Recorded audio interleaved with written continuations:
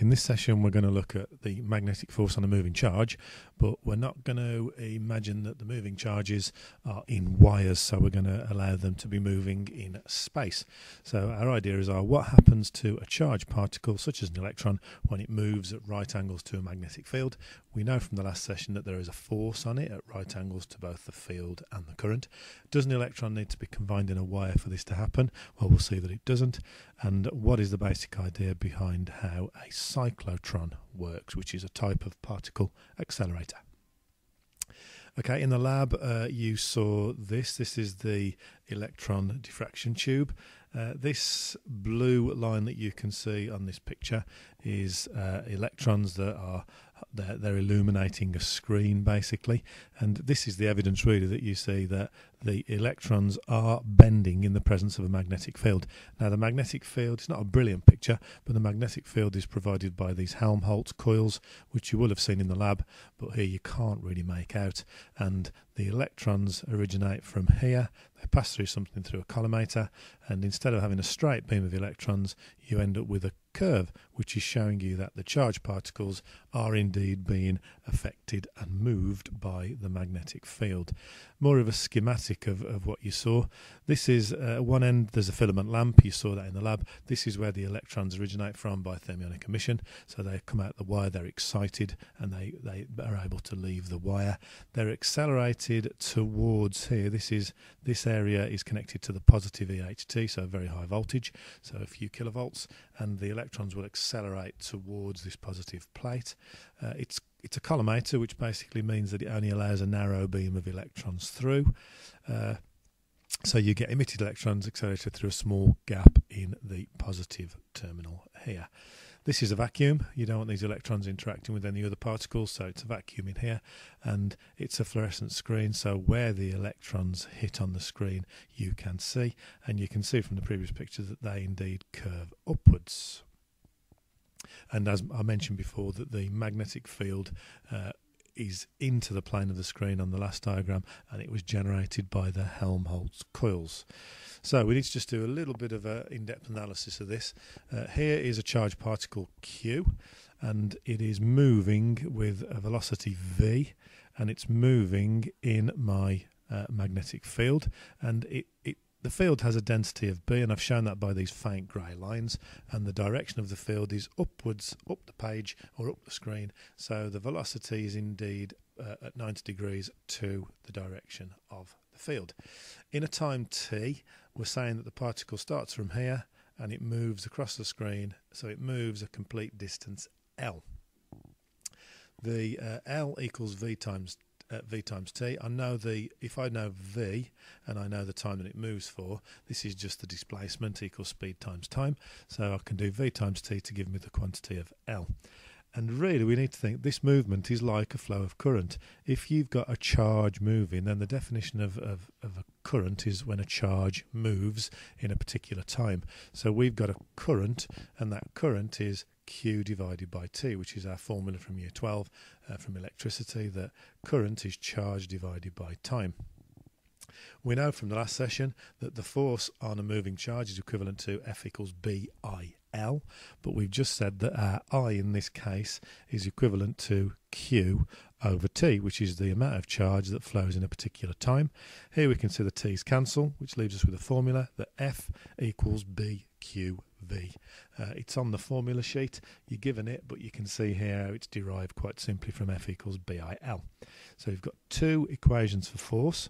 F equals BIL when you've got a wire that's moving in a field with a current flowing through it, and F equals BQV when you've got charged particles moving at a particular velocity in a field.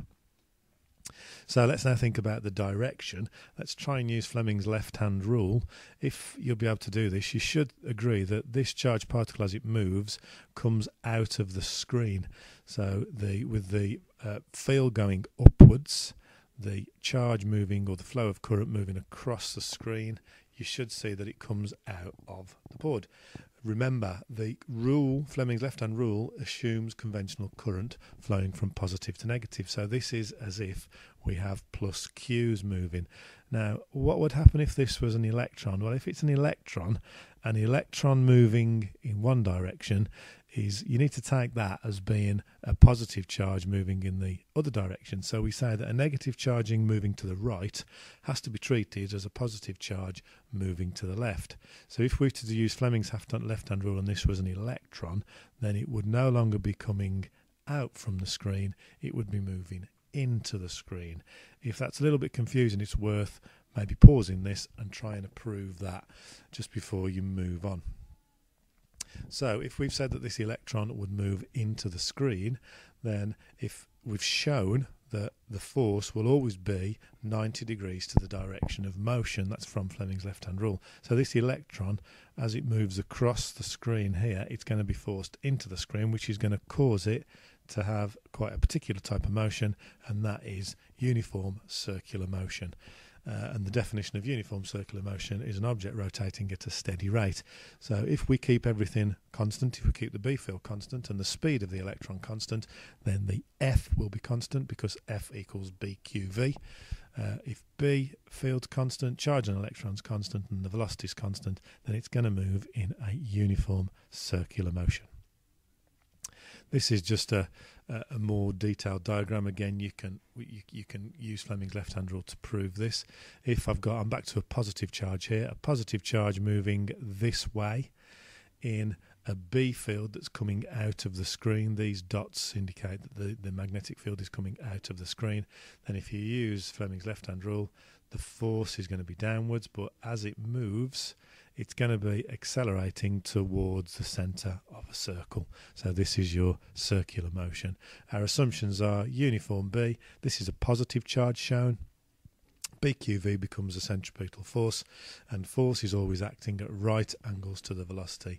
The direction is changed, but not the speed. So the kinetic energy of the particle is unchanged. So if we put some formulas on the motion, we know that the equation for centripetal force, we've already looked at this in an earlier unit, F equals mv squared over r, but we know that this is provided by a magnetic force, and the magnetic force is BQV. So we can equate the two equations and say that BQV is equal to mv squared over r. The v's cancel, so we end up with BQ equals mv over r. We lose one v, and we can rearrange that quite simply to get r equals mv over bq. What do we notice about this? That the particle will move in a smaller circle, so it becomes more curved when its speed decreases. So if we reduce the value of v, then the radius also reduces, so it goes in a smaller circle. If the flux density increases, if we increase b, then increasing b also makes r smaller. So to make a particle move in a tighter circle, we can reduce the speed or we can increase the flux density. If particles with a larger specific charge, this is the charge to mass ratio that again we looked at back in year 12, r also decreases. So a larger specific charge, which is q over m, in our formula it's m over q, so you've got to do the inverse of that. So a larger specific charge in our formula will actually mean a smaller radius.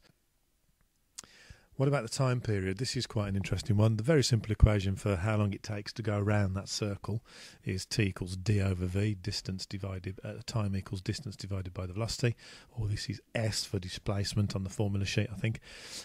In a circle, the distance is 2 pi times the radius, and the velocity is v. We've got a formula on the previous screen for r, and we said that r is equal to mv over bq. That came from equating our centripetal force and magnetic force. So we've got a new formula, which is t equals 2 pi mv over v bq. And here the v's cancel, so we just end up with 2 pi m over bq. This is quite interesting to note in that if you keep the magnetic field constant, the time period does not depend on the velocity.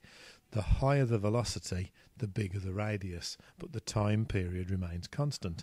A faster moving particle moves in a circle with a larger radius, but that keeps the time for one revolution to be exactly the same.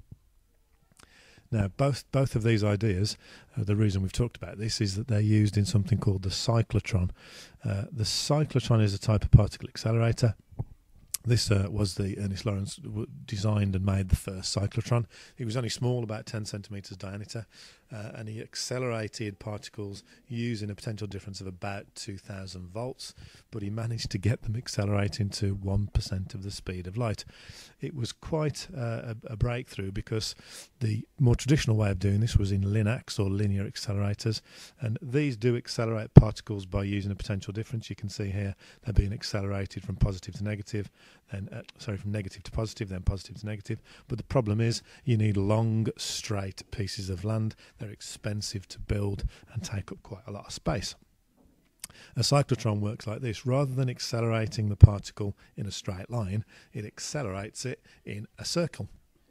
And it uses the idea that the time period is constant. So all you've got to do, if you start a particle moving, as it accelerates, as its velocity increases, it will move in a circular orbit, just like the mouse is doing now, and because its velocity is increasing, it's moving out in a bigger radius, so therefore the time period is kept the same, it's not being affected. So what you can do, you can accelerate in the two halves of the circle by having a gap between them, and you have a small accelerating voltage, an accelerating voltage between the plates. You can have a small gap that accelerates them, but you don't need to worry about when you're going to apply that voltage. Here you can see there's a simple square way of accelerating them, so this would be a positive to negative, then it flips from a negative to positive, and this could be a regular square wave, because you know that from this formula the time period remains constant. So as they go faster and faster from this equation, the radius increases, but as the radius increases from this equation, you know the time period stays the same, so it's quite an easy job to accelerate them.